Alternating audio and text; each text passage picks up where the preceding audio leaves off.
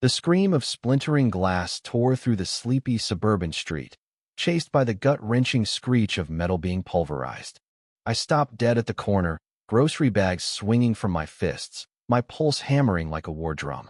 The sun glinted off the shattered windshield of my McLaren 720S, mocking me with its fractured shine. There, like feral sculptures sprung to life, stood Clara and Tara. Clara, in a garish floral pajama set and slippers barely clinging to her feet, hoisted a sledgehammer overhead as if auditioning for a slasher flick. Tara, her twin in face but not in fashion, sported a grimy tank top and sweatpants so baggy they flapped with each vicious swing. Her pixie cut bobbed in sync with the crowbar she slammed into the carbon fiber hood, the sound raw and final, like bones breaking. I didn't shout. My brain was a rubber band stretched to snapping, grappling with the surreal carnage. Why? How? What madness possessed them? A crowd had formed, phones out, capturing every blow, every metallic groan. Clara's voice boomed over the chaos. This is what you get for parking your fancy toy in our neighborhood. Tara, panting but gleeful, added, maybe now you'll learn your place. She kicked the side mirror off with a vengeance. My voice finally broke free. Are you insane? They turned, and the air seemed to clot, the whole street holding its breath. Clara's face was stone-cold smug. You shouldn't have disrespected us, she said, as if this were righteous justice. Tara nodded. You brought this on yourself. The sledgehammer dropped with a hollow thud. Tara's crowbar clattered next. They stood like zealots who'd just burned a heretic, unrepentant as sirens wailed closer. I stepped toward my ruined car front end caved, windshield a spiderweb, hood mangled beyond salvation. A crack split the McLaren emblem like a wound. I'd owned it for 7 weeks. Flash back to the day it arrived, delivered on a flatbed like a sleek, matte black dream. Custom ceramic brakes, 3 years of scraping by freelancing, eating cheap noodles to afford the down payment. No kids, no vacations. This car was my defiance against every no I'd ever swallowed. When I moved into this quiet street of dog walkers and retirees, I parked it in the driveway, garage still stuffed with boxes. Safe neighborhood, I thought. What could go wrong? That afternoon, Clara and Tara materialized at the edge of my property like a bad omen. New guy, Clara said, eyes squinting like she was staring down a threat. Nice car, Tara sneered, her tone dripping venom. Come with a superiority complex? I tried for friendly. Just moved in.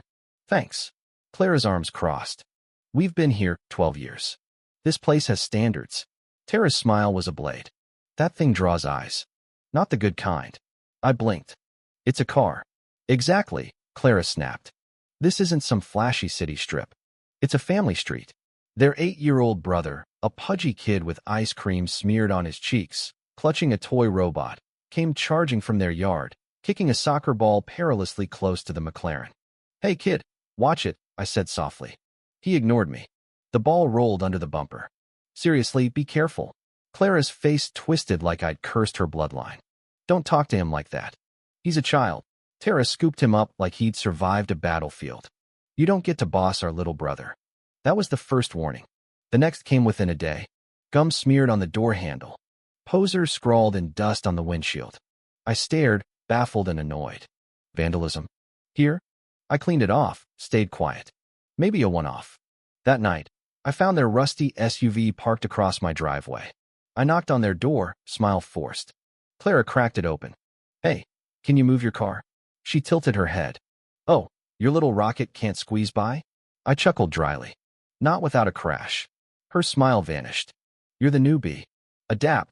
The door slammed. The following evening, a scraping noise woke me. Through the blinds, I saw Tara crouched by the McLaren, dragging something sharp along the side. I raced out, but she'd vanished. My camera glitched no footage. I filed a police report. Nothing. The next morning, my driver's side mirror lay shattered on the ground. Pride falls hard, chalked on the hood. I installed a high-res dash cam that day, hidden, full coverage. Later, I saw Clara and Tara hosting a backyard barbecue. Clara sipping rose like a monarch, Tara snapping selfies with their brother, captioning them family above all. I approached, calm, footage in hand. I laid out the scratches, the mirror, the harassment. Clara feigned shock. Oh, how awful. But maybe ask why bad things keep happening to you. Tara giggled.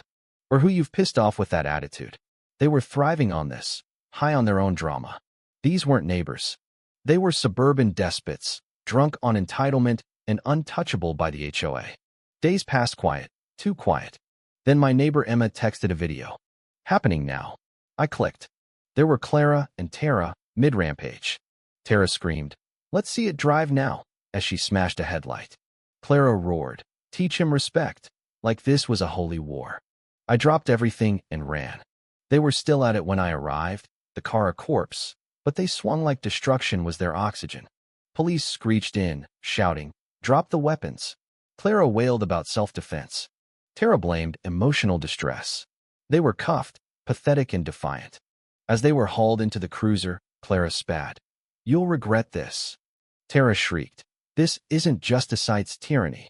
I stood silent amid the wreckage-shattered carbon fiber, dented panels, glass dust. The McLaren was towed away, a fallen titan under a flimsy tarp. The tow driver muttered, "Who does this in daylight?" I had no answer. The ache wasn't just the car. It was the violation, the absurdity. This was supposed to be a fresh start. Instead, I was in a suburban war zone. By morning, Clara and Tara were free, no jail, just a misdemeanor slap. The officer sounded ashamed. "No priors. They'll be home by noon." Sure enough, I saw them waltzing up their walkway, Tara slurping a soda, laughing like nothing happened. A deputy arrived with paperwork. "They're claiming harassment," he said, grimacing. "Say you threatened them, destabilized their family." I stared. "After they trashed my car?" He nodded.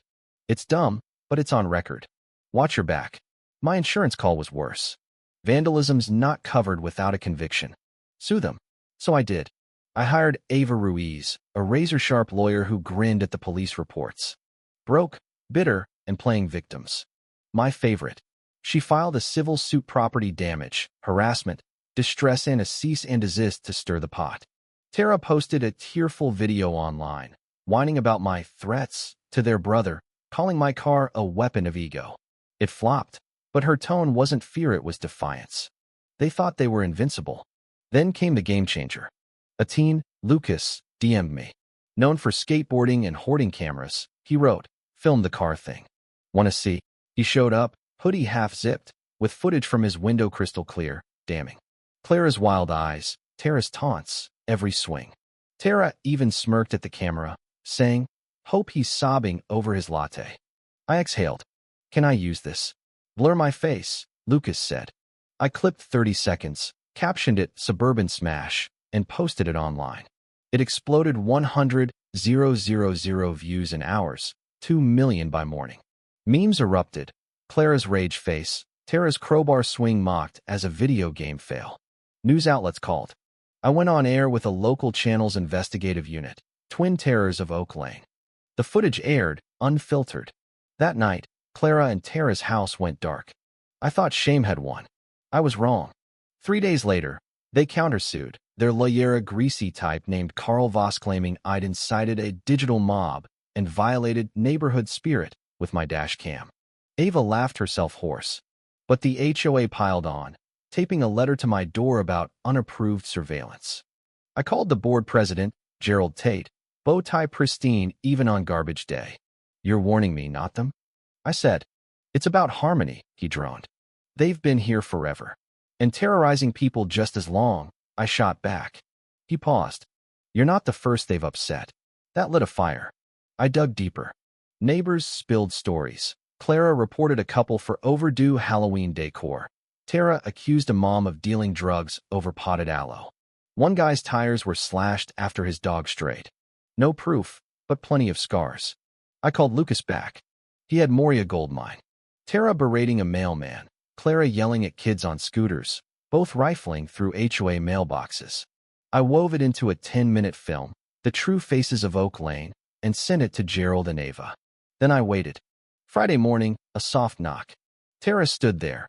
No crowbar, just a manila envelope, eyes swollen. "I'm sorry," she mumbled, handing it over. "Medical bills for our brother. He's sick. We were stressed.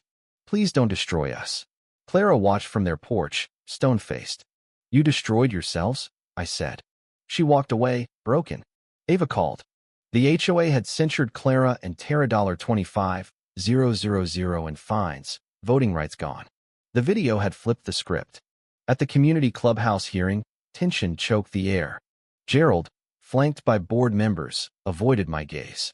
Clara and Tara swept in late, Clara in a tacky leopard blouse, Tara trembling in a tracksuit. I played the video, no commentary needed. Tara's mailbox tampering, Clara's scout insults, their smug phone call. Gerald's got our back. We're untouchable. The room froze. Gerald squirmed. Any comment? Clara stood, chair scraping. This is a witch hunt. We built this place. Tara cried. He's the outsider with his spy cams. But the dam broke. A neighbor spoke. You keyed my car in 21. Another. You reported my dog for one bark.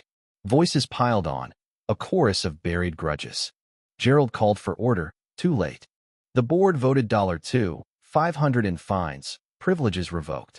Clara gasped. Tara screamed. Persecution. No one cared. They were done. The criminal charges stuck, property damage, mischief, harassment. Ava won the civil suit $280,000 in damages. Their bankruptcy plea was denied, malice voids protection. Their aunt, mortified by the spotlight, sold their house. A young couple soap makers with a guitar moved in. Clara and Tara slunk to a relative's basement, their reign over. I bought a silver McLaren, parked it with a sign, guarded by Karma and 4K. The streets softened, kids played, neighbors waved. Someone left cookies, a note. Thanks for the cleanup. One night, with Lucas flying his drone, a delivery arrived. A lopsided candle, lavender piece, with a note from Tara. You won, but you'll never belong. Outsiders passed through. I lit it, watched it flicker, and trashed it. Still filming? I asked Lucas. He grinned. Always. The drone soared, capturing the calm street, chaos of faint echo. I didn't need revenge. I had peace. And the cameras? They never stopped rolling.